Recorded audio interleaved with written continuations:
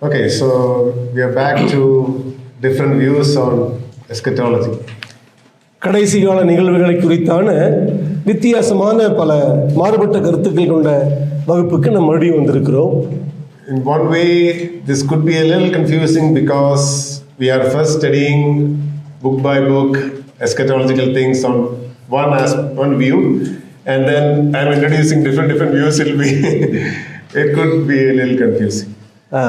நமக்கு இந்த கடைசி கால சத்தியங்களை படிக்கும் பொழுது குழப்பங்கள் வருவது தவிர்க்க முடியாது. அதுவும் தானியேல் புத்தகம், வெளிப்படுத்தல் புத்தகத்தை ஆழமாக படித்துக் கொண்டிருக்கிற அதே சமயத்தில் இந்த கடைசிகால சத்தியங்களை குறித்தான மாறுபட்ட பல கோணங்களை படிக்கும் பொழுது உண்மையாகவே குழப்பம் வரும். So I'll just try to give a small, simpler summary on different perspectives. I wanted to go to pre-millennial understanding, but I'll wait for some more time for that. 1000 வருட அரசாட்சிக்கு முன்பாக இயேசுவுடைய வருகை இருக்கும் என்ற அந்த சத்தியத்தை குறித்து அதிகமாக சொல்ல விரும்புகிறேன். அதுக்கு பின்பாக நான் அதை சொல்லுகிறேன். நான் The reason is I wish to see our Revelation is going on. Revelation has some good arguments on it. Daniel has very good arguments on it. So I wish to hear from the official teachers themselves a little bit of those points, and then I will say. Otherwise, I'll be kind of stealing their thunder. வெளிப்படுத்தல் புத்தகத்தை தெளிவாக ஜெரி அண்ணா எடுத்துட்டு இருக்கிறார். அதுபோல் தானியேல் புத்தகத்தை அண்ணா எடுக்கிறாங்க. அவர்கள் முக்கியமான சத்தை தொடுவதற்கு முன்பாக நான் அதை எடுத்தேன் என்றால் அது சரியா இருக்காது. Okay, so now we'll think about a different view called amillennialism. Last time we were discussing about post-millennialism a little more. நாம் கடந்த வகுப்பில் இயேசுவுடைய வருகையானது 1000 வருட அரசாட்சிக்கு பின்பாக இருக்கும் என்ற அந்த ஒரு அணுகுமுறையை நாம் தியானித்தோம். இப்பொழுது 1000 வருட அரசாட்சி என்பதே கிடையாது என்று சொல்லக்கூடிய அமிலினிஸ்ட் என்று சொல்லப்படக்கூடிய அந்த அணுகுமுறையை நாம் சற்று விரிவாக தியானிப்போம். So all of you remember what are the three major views concerning the millennium? You remember? 1000 வருட அரசாட்சியை குறித்தான பெரிய 3 விதமான அணுகுமுறை கண்ணோட்டத்தை பற்றி சொல்லுங்கள். Pre-millennial view, amillennial view, post-millennial. Okay, very good. So what is the meaning of pre? It's all relation to coming of Christ. So what is the meaning of pre? Christ will come prior to before millennium. Pre-millennium is before millennium. Pre-millennium என்பது millennium என்பது 1000 வருட அரசாட்சி. 1000 வருட அரசாட்சி இந்த உலகத்துக்கு வருவதற்கு முன்பாக இயேசுவுடைய வருகை இருக்கும் என்று சொல்லக்கூடிய ஒரு கண்ணோட்டம். Post millennium means after millennium. The word means after millennium. So Christ will come after millennium. இயேசு கிறிஸ்துவுடைய வருகையானது அந்த 1000 வருட அரசாட்சிக்கு பின்பாக இருக்கும் என்று சொல்லக்கூடிய ஒரு கண்ணோட்டம். Amillennium means a and millennium. The a is negation. Amillennium என்பது millennium. 1000 வருட அரசாட்சி என்பதே கிடையாது என்று நம்பக்கூடிய ஒரு கண்ணோட்டம். But as I mentioned yesterday, many Bible teachers who believe in amillennialism concept, they don't like the term because they also say they believe in the millennium. வேதத்தை நம்பக்கூடிய அநேக வேத பண்டிதர்கள் கூட அந்த 1000 வருட அரசாட்சி இல்லை என்று சொல்லக்கூடிய மக்கள் உண்டு. ஆனால் அவர்கள் அதுபோல தங்களை மற்ற மக்கள் தங்களை அமிலினிஸ்ட் என்று சொல்வதை அவர்கள் விரும்புவது கிடையாது. Because they believe the millennium taught in Revelation 20. ஆனால் அவர்கள் அந்த மில்லினியம் என்று சொல்லப்படக்கூடிய அந்த 1000 வருட அரசாட்சியுடைய கான்செப்டை நம்பக்கூடிய மக்களாக இருக்கிறார்கள். But they interpret it as symbolic for the church age. ஆனால் அதை அவர்கள் அந்த 1000 வருட அரசாட்சி என்பது அது ஒரு குறிப்பிட்ட காலகட்டம் கிடையாது, சபை நடக்கக்கூடிய இந்த காலகட்டத்தை தான் அது சொல்லப்படுகிறது என்று ஆவிக்குரிய ரீதியாக அதை அவர்கள் எடுத்துக்கொள்கிறார்கள். There are differences within. I think I mentioned last time also. There are differences within the amillennial system on how to explain these details. அமிலினிஸ்ட் என்று சொல்லப்படக்கூடிய அந்த ஒரு கண்ணோட்டத்திலேயே நிறைய மாறுபட்ட கருத்துக்கள் கொண்ட மக்களாக அவர்கள் இருக்கிறார்கள். I think if I remember right, Augustine and one of the earlier amillennialists, some of the earlier views was that the church on this earth itself is fulfilling the millennium. புனித அகஸ்டின் அழைக்கப்படக்கூடிய 3-4ஆம் நூற்றாண்டில் வாழ்ந்த அவரும் கூட அவர் அமிலினிஸ்ட் என்று அழைக்கப்படுகிறார். அவர் சபையுடைய காலம்தான் அந்த 1000 வருட அரசாட்சி என்று நம்பக்கூடியவர் அவர். But the problem with that is, if you read Revelation 20, it talks about a resurrection and a reign of people coming back to life. So, is it talking about ruling when Satan is ruling on earth, church? So, it doesn't really fully explain the resurrection passage in Revelation 20. வெளிப்படுத்தல் 20வது அதிகாரத்தை எடுத்து பார்க்கும் பொழுது அது உயிர்த்தெழுந்து ஆளுகை செய்வார்களா, என்ன சபையோடு கூடவா என்பதை குறித்தான ஒரு தெளிவாக அவர் சொல்வது கிடையாது அவர்கள். So there are other people who say, okay, the reigning church on earth is suffering, so the reigning happens when the believer dies and goes to heaven, and from heaven the spirit of the believer is reigning with Christ. சபையானது அநேக பாடுகளுக்குள்ளாக சென்று கொண்டிருக்கும் பொழுது அதை எப்படி ஆளுகை செய்வதற்கு நம்ம இதை சொல்ல முடியும்? ஆகவே அவர்கள் மரித்து பரலோகம் போன பின்பு அவருடைய ஆவி இயேசுவோடு கூட இருந்து ஆளுகை செய்வதாக அதை அவர் அர்த்தப்படுத்துகிறார்கள். I mentioned yesterday that there are several passages in the Old Testament and also Revelation 20 where there is an era of peace, where evil is also there, but peace is triumphing and God's kingdom is established. That is prophesied in many passages in the Old Testament and especially in Revelation 20 also in the New Testament. பழைய ஏற்பாட்டின் பல பகுதிகளிலும் வெளிப்படுத்தல் 20வது அதிகாரத்திலும் மற்ற இடங்களிலும் கூட ஒரு குறிப்பிட்ட காலகட்டம், அதாவது மிக அதிகமான காலகட்டமானது பூமியில் பாடுகள் இருந்தாலும் கூட அதையும் தாண்டி சமாதானமானது இருக்கக்கூடிய ஒரு காலகட்டம் காணப்படுகிறது. அதை நம்ம 1000 வருட அரசாட்சி என்ற பதத்துக்குள் அடக்காமல் விவரிக்க முடியாது. If you remember, I mentioned that such passages are very hard to explain under the system of amillennialism. அதுபோன்ற வேதம் எங்கும் ஈவன் வெளிப்படுத்தல் ஆதியாகமத்திலிருந்து வெளிப்படுத்தல் வரைக்கும் இருக்கிற மொத்த பைபிளிலும் கூட அந்த பகுதியானது அங்கும் இங்கும் சொல்லப்படுகிறது. நம்ம 1000 வருட அரசாட்சி என்ற அந்த ஒரு வார்த்தைக்குள்ளாக, அந்த கண்ணோட்டத்திற்குள்ளாக வெளியே யாருமே அதை விளக்கி சொல்ல முடியாது. மில்லினிஸ்ட் எப்படி அதை சொல்கிறார்கள் என்று புரியவில்லை. However, ஆனாலும் கூட, if you, with the exception of Revelation 20, if you look at the other passages, amillennialists also have very good arguments. That's why many good Bible teachers are also amillennialists, some of them. வெளிப்படுத்தல் அந்த 20வது அதிகாரத்தை ஒதுக்கி வைத்து விட்டு பார்ப்பீர்களானால் மற்ற இடங்களில் இருக்கக்கூடிய அந்த பகுதியை அமில்லினிஸ்டும் கூட அதிகமாக வியாக்கியானப்படுத்துகிறார்கள், வேதத்தை விசுவாசிக்க மக்களுக்கு கூட. ஆகவேதான் அதை அவர்களுடைய அந்த கண்ணோட்டத்தை நாம் முழுவதும் மறுதளிக்க முடியாது. So I'll just go through some of their thinking on why they think there is no literal 1000-year millennium. I'm not explaining my view here. I'm explaining what is their argument. அமில்லினிஸ்டுடைய 1000 வருட அரசாட்சியை நம்பாத வேத பண்டிதர்கள் எப்படி அந்த பகுதியை விளக்குகிறார்கள் என்பதை நான் சொல்ல விரும்புகிறேன். நான் அப்படி அதை நம்புவது இல்லை. I'm saying that because you should not be confused. Hey, Prabhu said this is. I'm not saying my view. I'm saying what is there. இது இவருடைய வியூ கிடையாது, அவங்களுடைய கண்ணோட்டம். Okay. So if you read, for example, if you read the Old Testament, Amillennialist very agrees that there are many passages where there is an earthly temple and there is a Levitical, some sacrifices are mentioned and going to happen in the future. All these things, for example, Ezekiel, towards the end of the Ezekiel, there are many chapters talking about a temple being reconstructed, which has never been constructed in Israel history. பழைய ஏற்பாட்டு பகுதியில், குறிப்பாக எசேக்கியேல் பகுதியில் எல்லாமே அவர் ஒத்துக்கொள்கிறார்கள். எதிர்காலத்தில் ஒரு ஆலயம் கட்டப்படும், அந்த ஆலயத்தில் பலிகள் இருக்கும், சமாதானம் இருக்கும் என்று அவர்கள் அந்த பகுதியை ஒத்துக்கொள்கிறார்கள். We read Isaiah chapter 2, I think yesterday, where it talks about how Zion will be elevated and everybody will come to Zion to listen to God's law. They accept that Jerusalem has a very significance in the Old Testament. The key is in the Old Testament. ஏசாயா 2வது அதிகாரத்தை வாசித்தோம்னா அங்கு மொத்த உலகத்திலும் கூட அந்த எருசலேம் பகுதியானது உயர்த்தப்படும், அதிகமான மக்கள் அங்கு வருவார்கள் என்று அதையும் கூட ஒத்துக்கொள்கிறார்கள். One of their main argument is they say we don't find that kind of an emphasis on Israel or Jerusalem or the temple sacrifice etc. in the New Testament.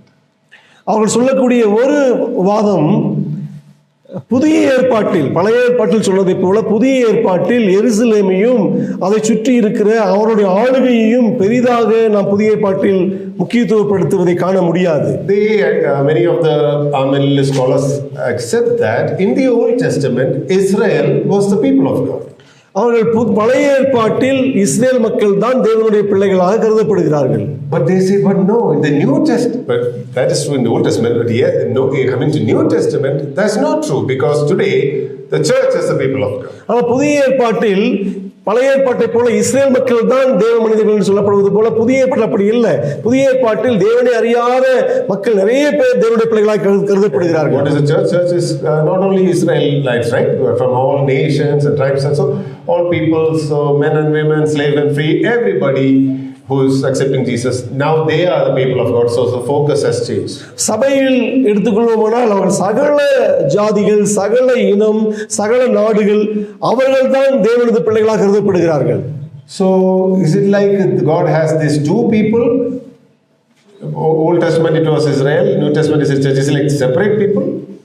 பழைய ஏற்பாட்டில் இஸ்ரேல் மக்கள் ஒரு வகை, புதிய ஏற்பாட்டில் சபை என்று தேவனுக்கு இரண்டு வகையான மக்கள் பிள்ளைகள் இருக்கிறார்களா?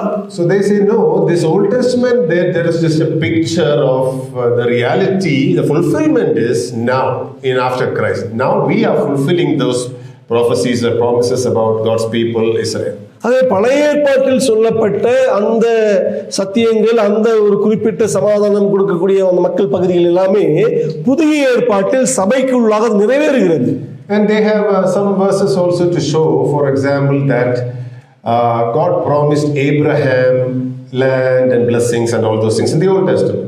பழைய ஏற்பாட்டில் ஆபிரகாமையும் அவருக்கு தேவன் ஒரு பெரிய ஒரு நிலப்பரப்பை அவருக்கு ஆசீர்வாதமாக கொடுக்க போவதையும் அறிகிறோம். So when you read the Old Testament, you might think all these earthly future blessings belong to the nation of Israel because Abraham's physical descendant. ஆபிரகாமுடைய சரீர பிரகாரமான சந்ததிகளாக அவர் கருதப்படுகிறபடியால் தேவனுடைய ஆசீர்வாதம் எல்லாமே, அது நிலப்பரப்பை தொடர்புடைய ஆசீர்வாதம் எல்லாமே அவர்களுக்கு தரப்படுகிறது. But coming to New Testament, we find that we are the children of Abraham. ஆனால் புதிய ஏற்பாட்டில் ஆவிக்குரிய பிள்ளைகளாகிய நாம் தான் ஆபிரகாமுடைய பிள்ளைகளாக கருதப்படுகிறோம். There are verses, there are verses in Romans 4 and multiple verses where we are the heirs of the promises God made to Abraham. ஆபிரகாமுடைய ஆவிக்குரிய சந்ததிகளாக தேவன் நம்மைத்தான் நியமித்திருக்கிறார். Romans 4 mentions. ரோமர் 4. For example, in Romans 4, towards the verse 13, for the promise to Abraham and his offspring that he will be the heir of the world is mentioned there.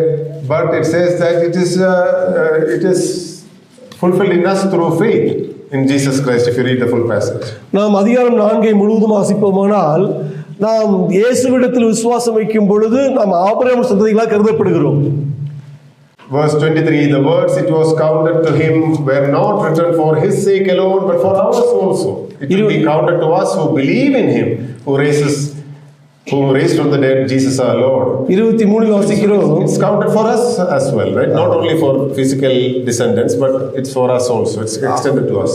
அவனுக்கு அது நீதியாக எண்ணப்பட்டது, அவனுக்காக மாத்திரமல்ல நமக்காகவும் எழுதப்பட்டது என்று வாசிக்கிறோம். And they'll say that it is us who will really fulfill these promises spiritually. So it was physically for the Old Testament, but that's only a picture.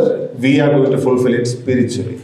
ஆபிரகாமுக்கு தேவன் அளித்த வாக்குறுதி பண்ணப்பட்ட ஆசீர்வாதங்கள் எல்லாமே ஆவிக்குரிய ரீதியாக புதிய ஏற்பட்ட விசுவாசிகள் நம்மில் அது நிறைவேறுகிறது. So for example, Old Testament the promise was Canaan, the land of Canaan. பழைய ஏற்பாட்டில் ஆபிரகாமுக்கு கானான் தேசமானது வாக்குறுதியாக தேவன் தருகிறார். But New Testament God is saying that you also will get a land, but that's either some earlier used to say heaven, but these days they'll say the new heaven and new earth, the creation, new creation. தேவன் அவர்களுக்கு நிலப்பரப்பை தருகிறார். புதிய ஏற்பாட்டு விசுவாசிகளாகிய நமக்கும் கூட அதே ஆசீர்வாதம் உண்டு. சில மக்கள் அது பரலோகம் என்கிறார்கள், சில மக்கள் அதை புதிய வானம் புதிய பூமி தான் நமக்கு ஆசீர்வாதம் என்று சொல்கிறார்கள். So it's like you getting the point. The point is they are saying they agree it was Canaan, that's true, but it is only a picture of heaven. today. ஆமாம், தேவன் சொன்னது சரிதான். கானானை அவர்களுக்கு ஆசீர்வாதம் கொடுக்கிறார் ஆபிரகாம் சந்ததிகளுக்கு. அது ஒரு சித்திரம் தான். ஆனால் அதனுடைய ஆவிக்குரிய ரீதியாக பரலோகமானது நமக்கு தரப்படுகிறது. And another one about the Ezekiel's temple or the different temple passages. There are verses talking about a future temple, glorious temple, where God will be sitting and ruling. They agree that it is there, but it is a picture of something else. In the New Testament, they'll say Christ is the temple. Christ himself said, "My body is the temple." Right? So they'll say it is about Christ, or maybe they'll say it's about the church as a temple of God. பழைய ஏற்பாட்டில் எசேக்கியேல் புத்தகத்தை வாசிப்பீர்களானால் அது எதிர்காலத்தில் ஒரு ஆலயம் கட்டப்படும் என்று, அந்த ஆலயம் கட்டப்படக்கூடியது எல்லாவற்றையும் நம்ம காண்கிறோம். உண்மைதான், ஆலயம் கட்டப்படும் தான். ஆனால் அது லிட்டரலான எழுத்துப்பூர்வமான ஆலயம் அல்ல, இயேசுதான் ஆலயமாக இருக்கிறார். ஆகவே பழைய ஏற்பாட்டில் சொல்லப்பட்டவை எல்லாமே இன்று கிறிஸ்துவுக்குள் அது ஆவிக்குரிய பிரகாரமாக அது நிறைவேறுகிறது என்கிறார்கள். Old Testament, when it talks about Mount Zion being the center of earthly rule, they'll say, yeah, but today it's the spiritual reality is Jesus ruling from heaven. Heaven is the spiritual Mount Zion or something like that. பழைய ஏற்பாட்டில் Zion மலை, அதாவது Zion தான் அது உலகத்துடைய மொத்த ஆளுகைக்குமான ஒரு பகுதியாய் காணப்படுகிறது. புதிய ஏற்பாட்டில் அதுதான். இங்கு புதிய ஏற்பாட்டில் ஜியோ ஆவிக்குரிய பிரகாரமாக ஜியோன் மலை என்பது இயேசு கிறிஸ்து ஆளுகை செய்யக்கூடிய பரலோகமாக கருதப்படுகிறது. அவர் சிங்காசனமாக அது கருதப்படுகிறது. There is another major thing they'll say that look at the New Testament with the exception of Revelation 20. Revelation 20 is debated. With the exception of that, in other passages, it looks like there is only one future resurrection. One future resurrection for wicked and righteous. It looks like from the New Testament. That's what they are arguing. அவர்களது இன்னொரு வாதம் என்னவென்றால், தனித்தனியாக விசுவாசிகளுக்கும் அவிசுவாசிகளுக்குமான ஒரு உயிர்த்தெழுதல் கிடையாது. நிச்சயமாக உண்டு, எதிர்காலத்தில் ஒரு உயிர்த்தெழுதல் உண்டு. அது விசுவாசிகளுக்கும் அவிசுவாசிகளுக்குமாக சேர்த்து ஒரே ஒரு உயிர்த்தெழுதல் காணப்படுகிறது என்று சொல்கிறார்கள். They'll use some verses, for example, I think it's in John, யோவான் 5, verse 28-29 says, "Do not marvel at this, for an hour is coming when all who are in the tombs will hear his voice and come out, those who have done to the resurrection of life and those who have done to the resurrection of judgment." They'll say, when Jesus speaks, both will come together, so it's just one final resurrection. 5:22 வாசிக்கிறோம், ஏனெனில் பிரேத குழிகளில் உள்ள அனைவரும் சொல்லும் பொழுது விசுவாசிகள் அவிசுவாசிகள் எல்லோரும் தான் அடங்குவார்கள். அவருடைய சத்தத்தை, இயேசுடைய சத்தத்தை கேட்கும் நாளம் வரும். அப்பொழுது விசுவாசிகளும் அவிசுவாசிகளும் ஒன்று சேர்ந்து உயிர்த்தெழுவார்கள். சில நித்திய ஜீவனுக்கும் சில நித்திய ஆக்கினைக்குமாக. So this is an important point for them. இது அவர்களுக்கு முக்கியமான ஒரு அவர்கள் சொல்லக்கூடிய வாதத்திற்கு மிக முக்கியமான ஒரு வசனமாகும் இது. Are you getting why? Because if everybody is resurrected, wicked are resurrected, righteous are resurrected, everybody is in glorified state in a sense. Wicked are going to be judged, punished, but they are at least resurrected. If everybody is in that state, who is going to enter the millennium and populate the millennium and things like that, right? Everybody is in a glorified state. புரியுதா? அதாவது ஒரு குறிப்பிட்ட glorified state. Wicked are not glorified in the sense they are resurrected to be judged. அதாவது இயேசு கிறிஸ்துவுடைய அந்த வார்த்தையை கேட்கும் பொழுது ஒரே ஒரு காலகட்டத்தில், ஒரே ஒரு சமயத்தில் விசுவாசிகளும் அவிசுவாசிகளும் இருவரும் ஒரு சேர்ந்து உயிர்த்தெழுவார்கள். சில நித்திய ஆக்கினைக்கும் சில நித்திய ஜீவனுக்குமாக இருக்கும் பொழுது, இங்கு மில்லேனியல் 1000 வருட அரசாட்சிக்கு உள்ளாக நுழைபவர்கள் யார்? But so in contrast to that, what is the argument of the pre-millennialist? இதற்கு சரியான ஒரு பதிலாக மாறுபட்ட கருத்தை கொண்ட அந்த ப்ரீமில்லேனியலிஸ்ட் என்ன சொல்கிறார்கள்? Premillennialists argue that when Jesus returns, only the believers will be resurrected. இயேசு கிறிஸ்துவுடைய வருகை இருக்கும் பொழுது விசுவாசிகள் மட்டும்தான் முதலாவது உயிர்த்தெழுவார்கள். So there are many verses. 1 Thessalonians 4 talks about the rapture passage where it talks about the dead in Christ will rise first. It's in verse number 16 and which 1 Thessalonians 4. 1 தெசலோனிக்கேயர் அதிகாரம் 4 அவர்கள் ப்ரீமில்லேனியலிஸ்ட் சொல்கிறார்கள். 1 தெசலோனிக்கேயர் 16 and 4:16. ஏனெனில் கர்த்தர் தாமே ஆரவாரத்தோடும் பிரதான தூதன் சத்தத்தோடும் தேவ எக்காலத்தோடும் வானத்திலிருந்து இறங்கி வருவார். அப்பொழுது கிறிஸ்துவுக்குள் மரித்தவர்கள் முதலாவது எழுந்திருப்பார்கள். தெளிவாக சொல்லப்படுகிறது. So they would say, okay, that's only believers are resurrected. Then once 1,000-year millennium is established, only at the end of that, the wicked will be raised to do the final judgment. அது 1000 வருட அரசாட்சிக்கு முன்பாக இயேசுவுடைய வருகை இருக்கும். அப்படி இயேசுவுடைய வருகை இருக்கும் பொழுது கர்த்தருக்குள் மரித்தவர்கள் முதலாவது உயிர்த்தெழுந்து அந்த 1000 வருட அரசாட்சிக்குள்ளாக பிரவேசிப்பார்கள். அந்த 1000 வருட அரசாட்சி முடியும் பொழுது பின்பு அவிசுவாசிகளுடைய உயிர்த்தெழுதல் இருக்கும். பின்பு நித்தியமானது ஆரம்பிக்கப்படும். Also based on the prophecies of the Old Testament and especially the Old Testament prophecies, there has to be childbirth during the millennium. There has to be children during the millennium. அந்த 1000 பழைய ஏற்பாட்டினுடைய சில வாக்குறுதிகளை வச்சு நாம் தியானிக்கும் பொழுது 1000 வருட அரசாட்சியிலும் கூட பிள்ளைகள் பிறப்பார்கள், வளருவார்கள், மரிப்பார்கள். But Jesus mentioned about the resurrected state that they will neither marry nor have given in marriage, and also a kind of a family life and children etc. looks like excluded if you are resurrected. If you are resurrected, you are not going to have children according to some understanding of Jesus' teaching. So this argument, Amillenist will. Yeah, Amillenist will use. I'm just saying. Okay. இயேசு கிறிஸ்துவானவர் அந்த உயிர்த்தெழுதலை பற்றி சொல்லும் பொழுது உயிர்த்தெழுதலுக்கு பின்பாக வரக்கூடிய வாழ்க்கையில் அங்கு திருமணம் கிடையாது, அங்கு கொடுப்பினையும் கொள்வனையும் கிடையாது, திருமணம் கிடையாது, பிள்ளை பேர் எதுவும் கிடையாதுன்னு சொல்லும் பொழுது 1000 வருட சாட்சி அதெல்லாம் இருக்கும் பொழுது அது எப்படி அது காணப்படும் என்று அப்படி சொல்கிறார்கள். The only option for premillennialists is to say, there are many options, but only clear, easy option is to say, not all are resurrected, only some are resurrected, so the remaining will have physical children. premillennialists என்ன சொல்கிறார்கள் என்றால் எல்லாரும் உயிர்த்தெழ மாட்டார்கள். Believers are resurrected, others are there. விசுவாசிகள் உயிர்த்தெழுவார்கள், மீதி இருக்கிற மக்கள் அங்கே இருப்பார்கள். அங்கே இருக்கிற மக்கள் உயிர்த்தெழாத மக்கள் தான் பிறப்பும் திருமணமும் குழந்தை பேரும் கூட காணப்படும். But if it can be shown that there is only one resurrection, final resurrection, where wicked and believers, everybody is resurrected, then it's a very valid point. Then who is going to have children during the millennium? If it can be shown. அதாவது அமிலியன் சொல்வது போல ஒரே ஒரு உயிர்த்தெழுதல் மட்டுமே உண்டு, அவிசுவாசிகளும் விசுவாசிகளும் ஒன்று சேர்ந்து உயிர்த்தெழுவார்கள் என்று சொல்வார்கள். ஆனால் அங்கு இயேசு சொல்வதை போல அங்கு கொள்வனையும் இல்லை, கொடுப்பனையும் இல்லை, பிள்ளை பேர் இல்லையும் போது சரியாக போகும். அது Are you following? It's a little confusing. உங்களுக்கு கொஞ்சம் புரியுதா புரியலையா? Okay, so let me little bit rephrase it. Okay, இன்னும் கொஞ்சம் விளக்கமா பார்க்கலாம். Let's think about the two views. Premillennialism says there is 1,000-year future where people with physical bodies are also in that, they will have children. That's premillennialism. அதான் premillennialism சொல்லப்படக்கூடிய அந்த மக்களுடைய கருத்து என்னவென்றால் 1000 வருட அரசாட்சியின் போது மக்கள் திருமணம் முடிப்பார்கள், பிள்ளை பேர் இருக்கும், குழந்தைகள் பிறப்பார்கள், வளருவார்கள். And that happens after Jesus comes. இயேசு கிறிஸ்து வந்த பின்பு. Okay.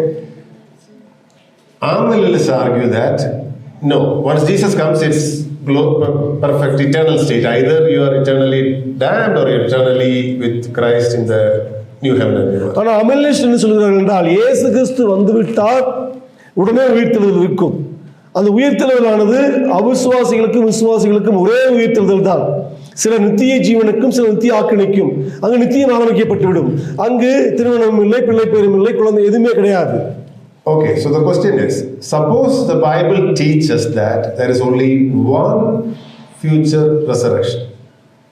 For both wicked and righteous. Only one final, only one event of resurrection. Suppose it is established in the Bible. வேதத்திலிருந்து வேதம் இப்படி சொல்லுகிறது வைத்துக் கொள்ளுங்கள், ஒரே ஒரு உயிர்த்தெழுதல் மட்டுமே உண்டு, விசுவாசிகளுக்கும் அவிசுவாசிகளுக்குமான ஒரே ஒரு உயிர்த்தெழுதல் மட்டும்தான் இருக்கும் என்றால், then which theory can be true? எந்த இதில் அமில்லியனிஸ்ட் தியரி உண்மையாக இருக்குமா அல்லது ப்ரீமில்லினியம் தியரி உண்மையாக இருக்குமா? அமில்லியனிஸ்ட் தான். Right? ஏன்? So if it can be established, then premillennialism cannot be true, because how there is no physical people to give physical children, right? It's all glorified. எல்லாருமே இயேசு கிறிஸ்து வரும்பொழுது மறுரூபம் அடைந்த மக்களை காணப்படுவார்கள் உயிர்த்தெழுந்த பின்பு. மறுரூபமடைந்த மக்களுக்கு ஒருபோதும் திருமணம் கிடையாது, பிள்ளை பெரிதும் கிடையாது.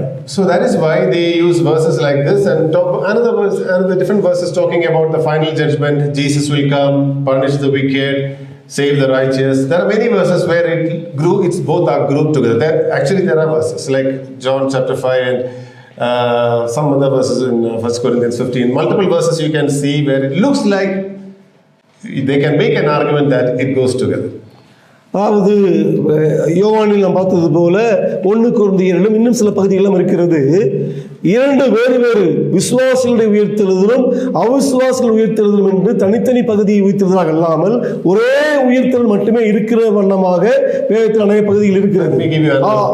அது உண்மையாக இருக்குமானால் அமலின் ஸ்திரீ தான் உண்மையாக காணப்படும். Let me give you another verse. Another verse is 2 Thessalonians, another passage. 2 Thessalonians chapter 1.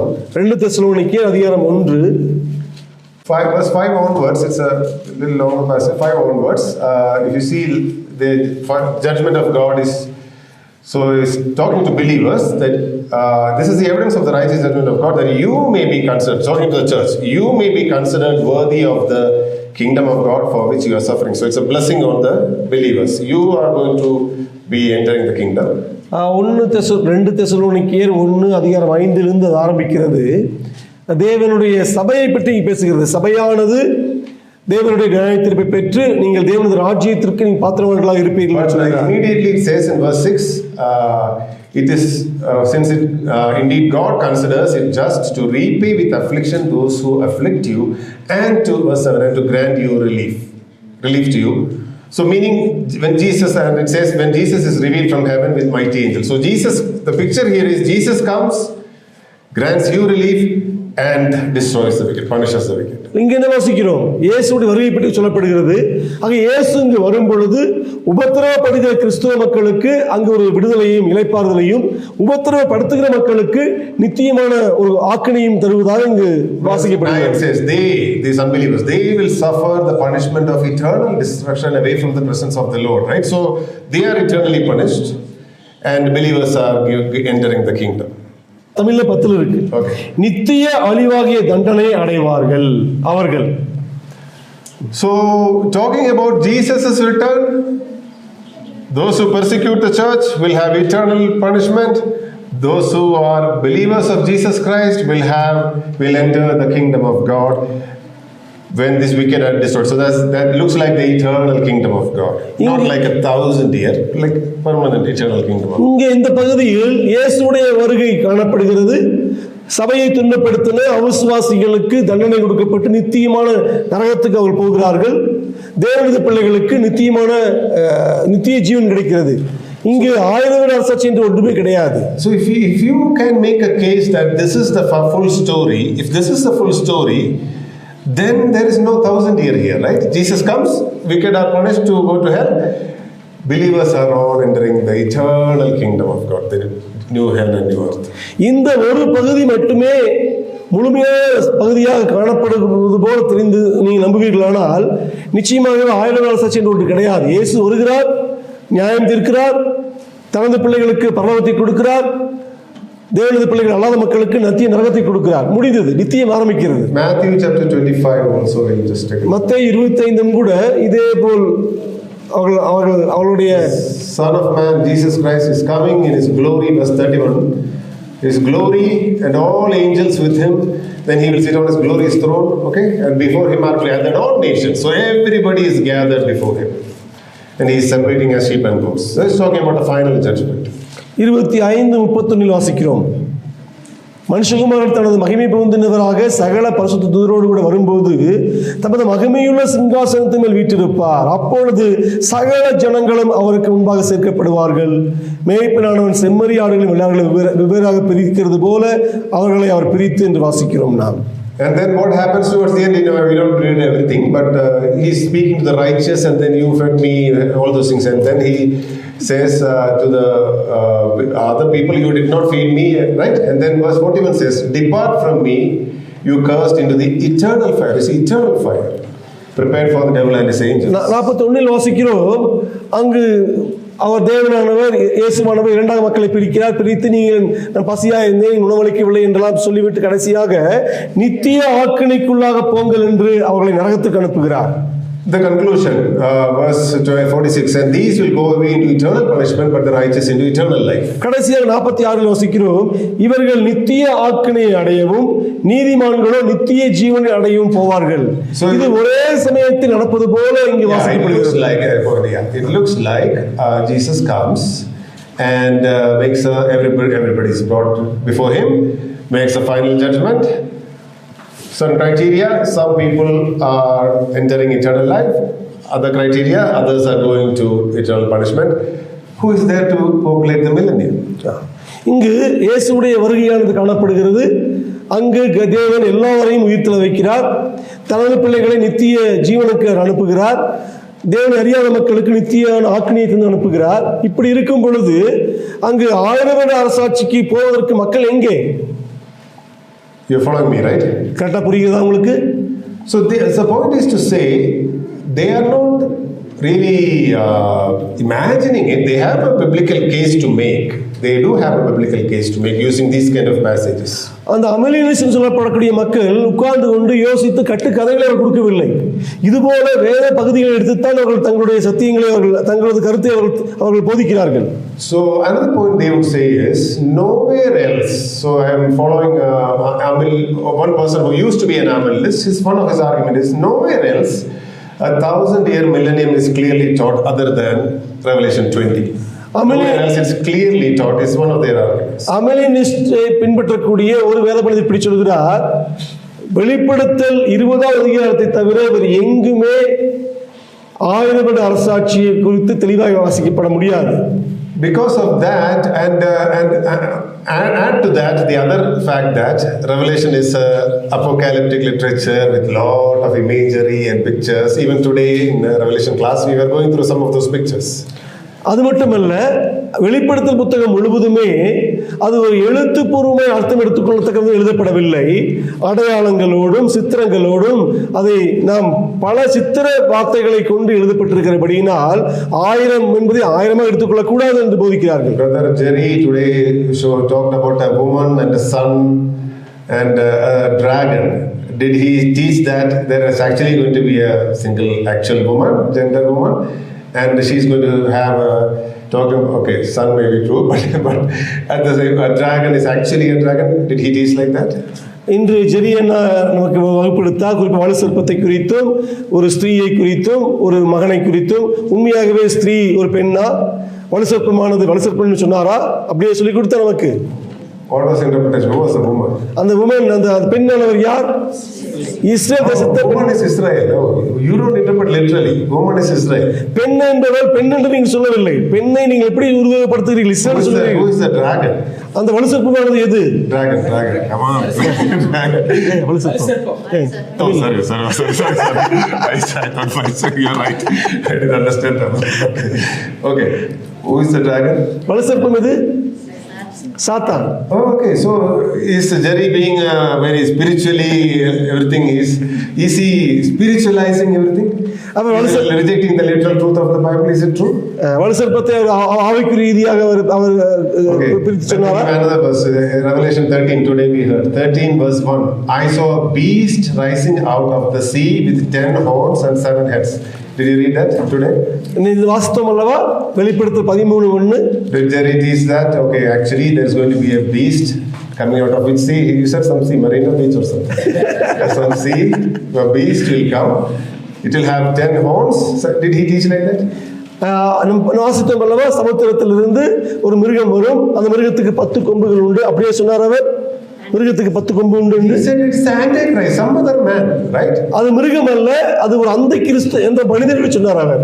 But it's a beast written here, beast. ஆனால் இங்கு அது மிருகம் என்று எழுதப்படுகிறது. He did not explain much, but he just mentioned in casually about the horns and the heads. You remember what he said? அந்த 10 கொம்புகளை குறித்து அவர் தெளிவாக சொல்லவில்லை, ஆனால் சொல்லிவிட்டு போனார் அவர். What was the horns and heads? Something he said. அது 10 கொம்புகள் என்ன? 10 ராஜாக்கள் அப்படியா? He said about some political powers and authority and things like that, right? அந்த 10 கொம்புகள் என்பது அரசியல். The point is to say Revelation is filled with symbolic languages like this. He was right in saying all those. It's symbol. It's not literal. It's symbol.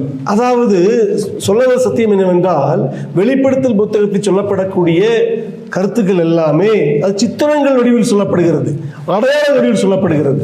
So now I'm arguing like an amillennialist. Don't confuse. Okay, I'm saying therefore, why are you saying the Revelation 20 is literal? அப்படி இருக்கும் பொழுது it's a picture of the church age or different things.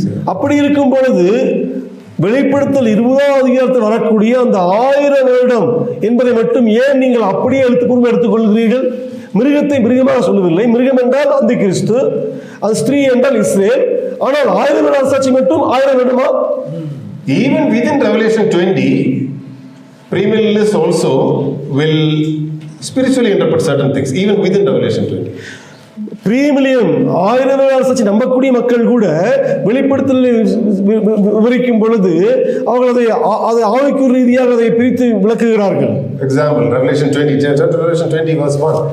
I saw an angel coming down from heaven, holding in his hand the key to the bottomless pit and a great chain. Any premillennialist would argue that actual key, an actual chain that the angel is carrying. அதிகாரம் 20 ஒரு தூதன் பாதாளத்தின் திறவுகோலை கொண்டவனாக வருகிறான்.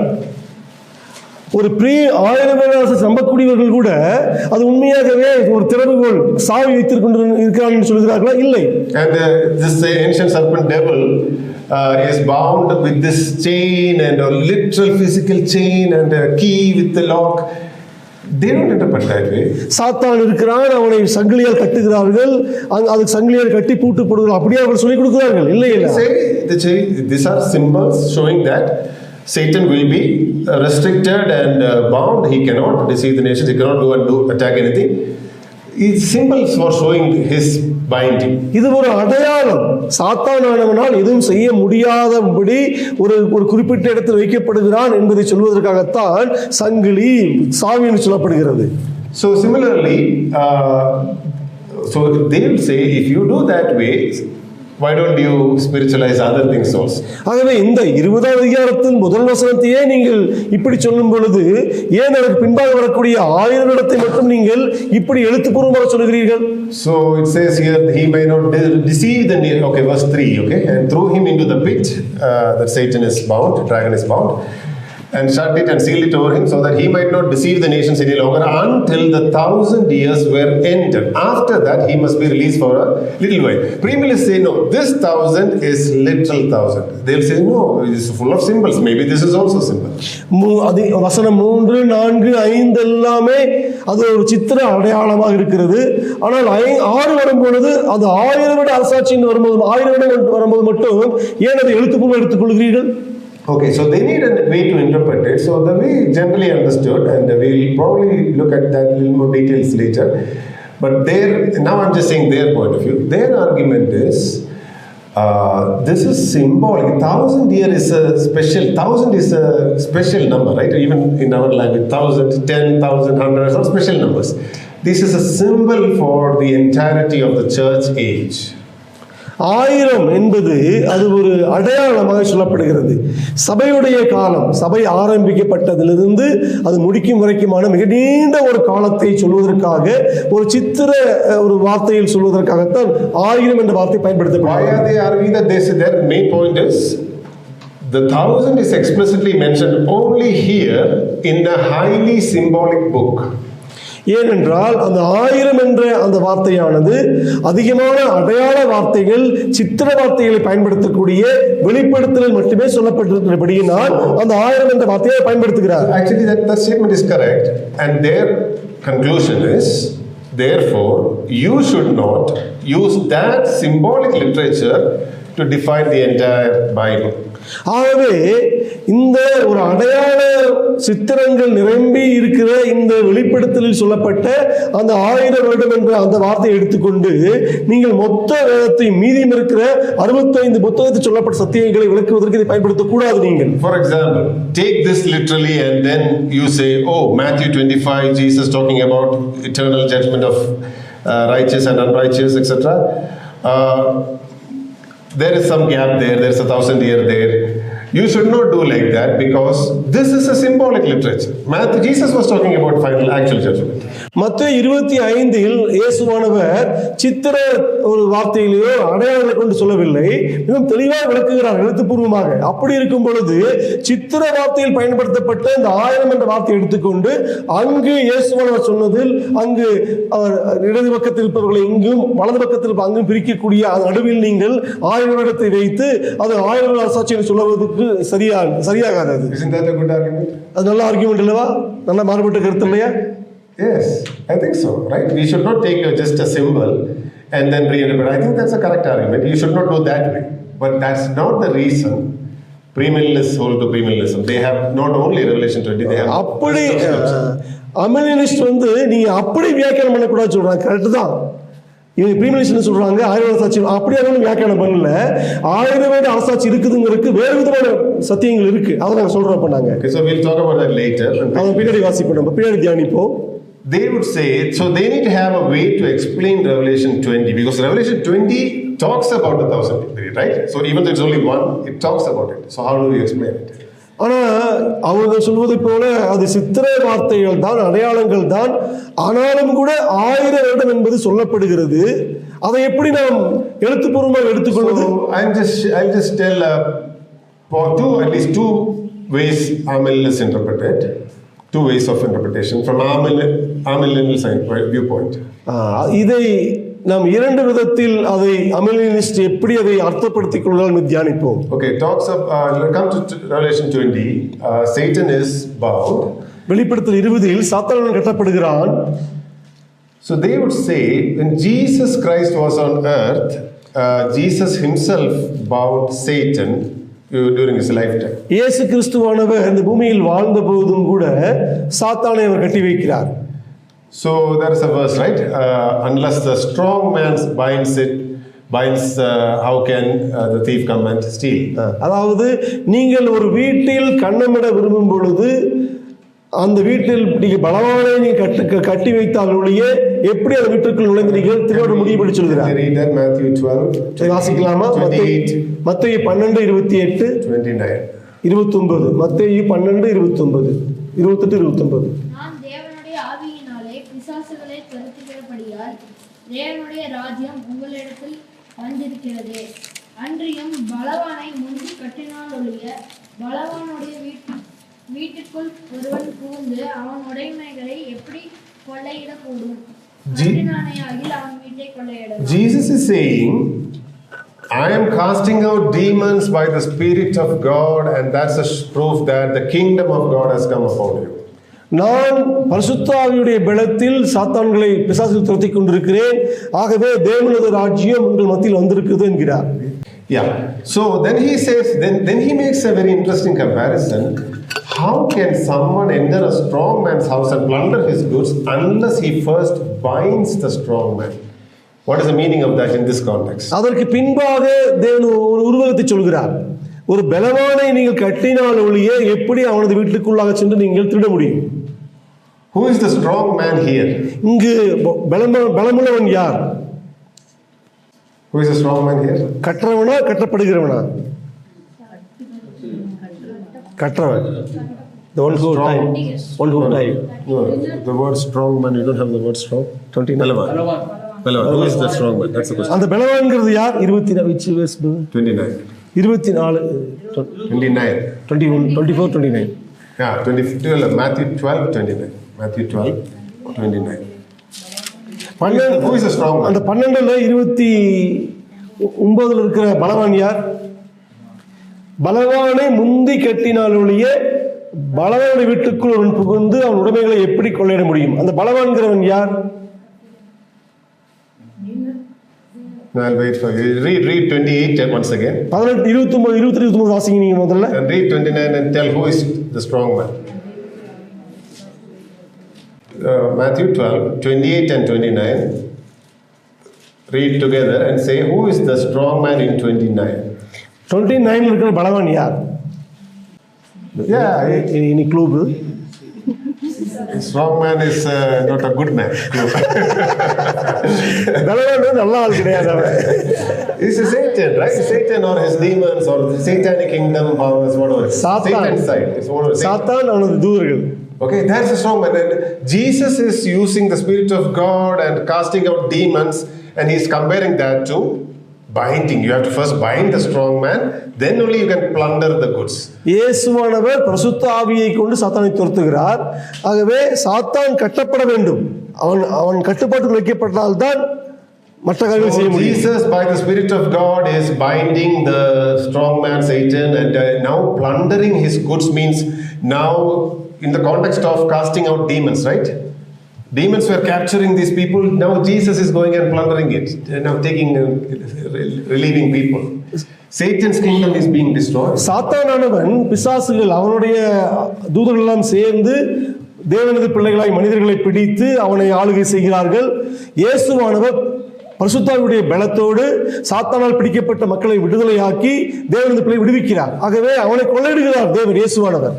So you're getting me, I think, right? So they coming to Revelation 20, they'll say, so you see in Revelation 20 talks about Satan bound for 1,000 years. It's a symbol of Jesus when in first coming bound Satan for the church age. 1,000 years is the church age. ஆகவே சாத்தானானவன் இயேசுவானவர் முதல் வருகையின் வரும் பொழுது அவர் சாத்தானை அவர் கட்டி வைக்கிறார் செயல்பட முடியாதபடிக்கு. அதற்கு அவனை கட்டி வைத்த பின்பு அவர் சபையின் காலத்தை ஆரம்பிக்கிறார். ஆகவே 1000 அரசாட்சி என்பது சபையாகும். Please don't go teach this tomorrow. This is not my view. This is not what the Bible actually teaches. I'm just saying their understanding. அதாவது அமெலினிஸ்டுடைய வியூ இது நல்லா புரிஞ்சுக்கிட்டு நீங்க சகோதரனா சொல்லி நீங்க சொல்லிட்டு இருக்காதீங்க. Okay, so is their understanding. So I think they have some point in that. Of course, Jesus had to have power over Satan to do these kind of miracles. Otherwise, how can he do? Right? So there's some point to that. இது அவர்களுடைய வாதம். அவர்கள் எதை நம்புகிறார்களோ அதை இப்படியாக அவர் சொல்கிறார்கள். Okay, then there's another problem. Okay, Satan is bound. Okay, but then it says here, in coming to Revelation 20, it says here that let me wait 1 second. Okay, so verse number 3, and he is bound and threw him into the pit and shut him and sealed it over him, so that he might not deceive the nations any longer until the 1,000 years were ended. But people will say, no, look around, Satan is deceiving everybody everywhere, right? So this cannot be Jesus' first coming, some miracles and all. It cannot be that.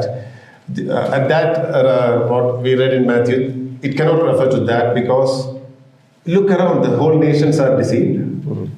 அதாவது தமிழில் வந்து அதிகாரம் 2 வசனம் 2ல் பிசாசானவன் 1000 வருஷம் அளவும் கட்டி வைத்து அந்த 1000 வருஷம் நிறைவேறும் வரைக்கும் அது ஜனங்களை மோசம் போக்காதபடிக்கு பாதாளத்திலே தள்ளி அடைத்து வாசிக்கிறோம். It looks like from Revelation 20 it looks like Satan is completely trapped. He cannot do anything. He cannot deceive the nations, and Jesus' kingdom is bringing peace. அதாவது நல்லா புரிஞ்சுக்கங்க, அந்த 1000 வருடம் குறிப்பாக சாத்தான் கட்டி வைக்கப்படக்கூடிய அந்த பகுதியில் அவன் ஒருவரையும் வஞ்சிக்க முடியாது, ஒன்றும் செய்ய முடியாது.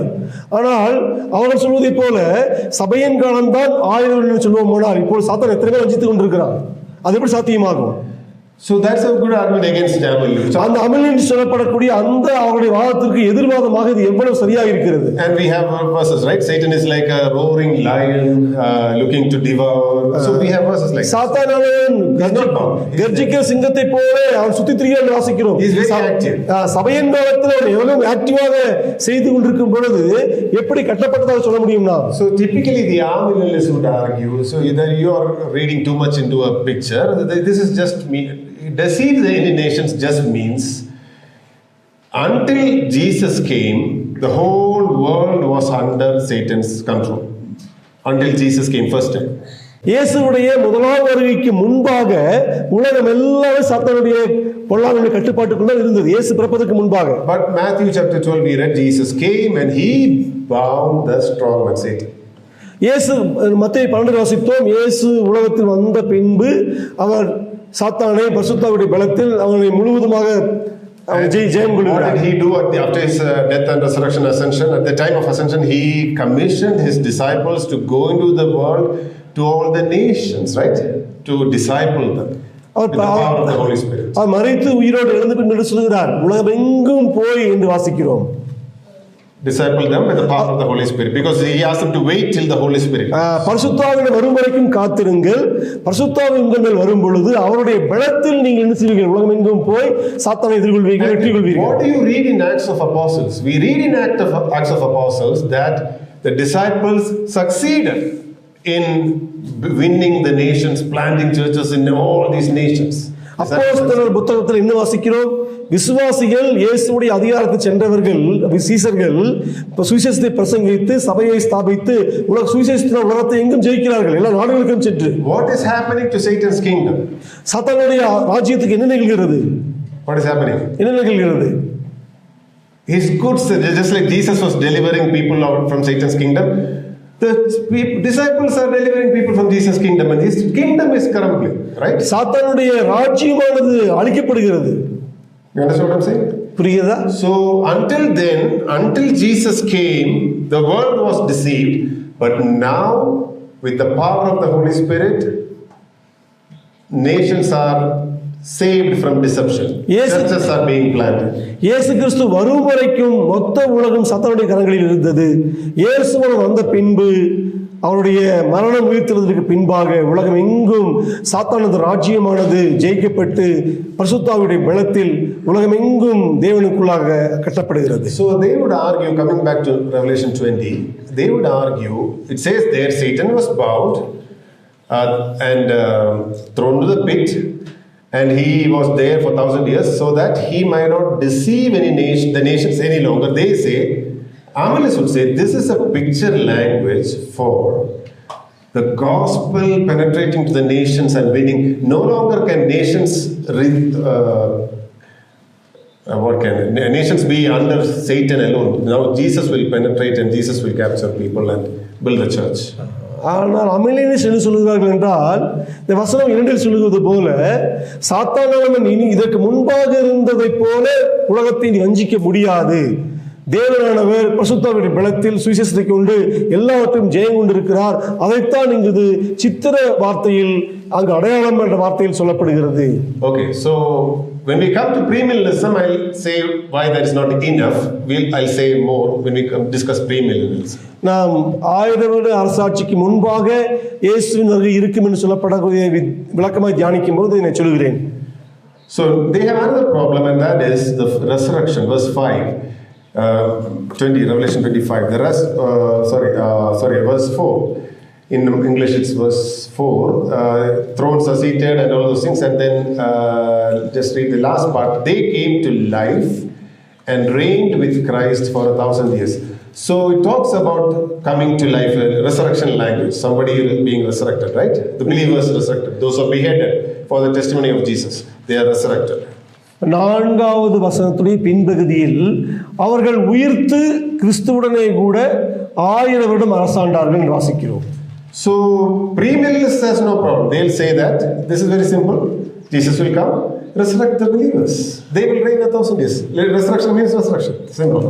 premillennialists பொறுத்தவரை இது எந்த பிரச்சனையும் இல்லை அவர்களுக்கு. ஆம், இயேசுவோடு வருவார், உயிர் தெழுவார்கள், 1000 வருஷத்துக்குள்ள செல்வார்கள், அதெல்லாம் சொல்கிறார்கள். But for amillennialists, this cannot happen because there's only one resurrection. ஆனால் அமிலேனிஸ்டை பொறுத்தவரை இந்த வார்த்தையை விளக்குவது மிகவும் கடினம். ஏன்னா அவர்களை பொறுத்தவரை ஒரே ஒரு உயிர்த்தெழுதல் தான், உயிர்த்தெழுந்த பின்பு நித்தியம் ஆரம்பித்து விடும். So they would say this is talking about the spiritual. So one view is this is talking about the spiritual resurrection when you believe in Jesus Christ. You are spiritually raised. அவர்கள் இந்த உயிர்த்தெழுதல் என்பது அது சரீர உயிர்த்தெழுதல் அல்ல.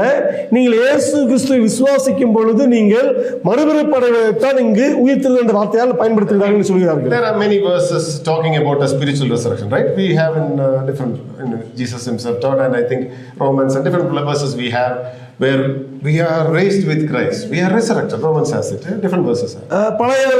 பல பகுதிகளிலும் கூட அந்த ஒரு ஐடியாவை சொல்கிறார்கள். நம்ம இயேசுவோடு கூட உயிர்த்தெழுந்து நம்ம அவரோடு கூட அமர்ந்திருக்கிறோம் என்று சொல்லப்படக்கூடிய வார்த்தைகளும் கூட அவர்களுடைய பாயிண்ட்டுக்கு. So they'll say this is. So one view is there. It's talking about when you become a born again Christian, you become a believer, you are raised with Christ, and then you are reigning in this church age. That's what this symbolism means according to them. அவர்களை பொறுத்தவரை இந்த வார்த்தையானது நீங்கள் இயேசுவை விசுவாசிக்கும் பொழுது நீங்கள் ஒரு புதியான ஜீவன் பெற்ற மக்களாக, மறுபடியும் பிறந்த மக்களாக இயேசுவோடு கூட சேர்ந்து நீங்கள் சபையின் காலத்தில் ஆளுகை செய்தீர்கள். அதுதான் ஆயரோட ஆளுகை என்பது. But there are other Amalists who say, no, it's not talking about your conversion point. It is once you die, it's symbolically you are raised and you are with Christ because your spirit is with Christ. So symbolically you are reigning from heaven. So it's talking not about your conversion, but about your spirit going to heaven and reigning with Christ. ஆனால் அமலினிஸ்டுக்குள்ளே இன்னும் ஒரு பிரிவு உண்டு. அவர்கள் சொல்கிறார்கள் அது ரட்சிப்பு பற்றி பேசவில்லை. இது நீங்கள் இறந்த பின்பு உங்களது ஆவியானது இயேசுவோடு கூட இருந்து நீங்கள் பரலோகத்தில் இயேசுவோடு கூட அமர்ந்து கொண்டு நீங்கள் உலகத்தை ஆளுகை செய்கிறீர்கள். இயேசு ஆளுகை செய்யும் போது அந்த ஆளுகையில் நீங்கள் பங்கெடுக்கிறீர்கள் என்று சொல்கிறார்கள். I'll conclude here. So basically, I hope you at least got something. Amalists are arguing that we are reigning with Christ. அதாவது உங்களுக்கு புரியும் என்று நம்புகிறேன். அவர்களை பொறுத்தவரை இப்பொழுது நாம் இயேசுவோடு கூட ஆளுகை செய்கிறோம். அந்த ஆளுகை தான் 1000 வருட அரசாட்சி என்று சொல்லப்படுகிறது. Following sessions, God willing, I'll go through the premillennial arguments. First, I'll go through the arguments and then I'll try to show why these arguments is not sufficient.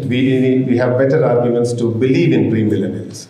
அதாவது அமிலியன் சொல்வது சரியான ஒரு கருத்து அல்ல, பிரீமிலியனிசம் சொல்வதுதான் சரியானதுக்காக நாம் அடுத்த கிளாஸில் அதை குறித்து விளக்கமாக தியானிப்போம்.